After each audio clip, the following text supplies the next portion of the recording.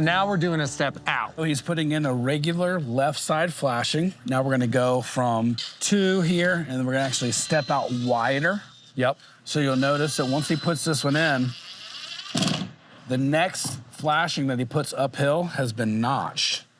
I do see that, yes. So we notch that once again with the snips, and we also will put a notch in the bottom flashing. So he's putting a screw in the shared screw hole.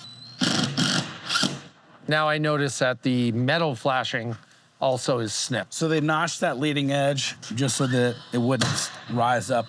Now that they've stepped out, everything over here where Mark's feet are, we're gonna have to eventually fill that in with asphalt shingles as well. In the real world, you would bring this up and then put that flashing. Exactly. Right, but for demonstration purposes, we'll throw it on for now and keep rolling, right? Yep. So we're using the chalk line with blue chalk, because we don't want it to stain. We're gonna hook it in the loops. Yep.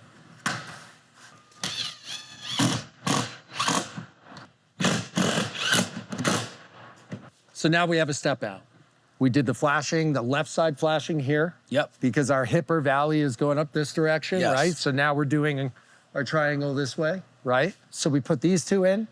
Then we put, just like the original ones we did down here, we put our flashing, which would be over the architectural shingle. We notched the bottom flashing and we notched that side flashing. I'm using the same spacer tool. Yep.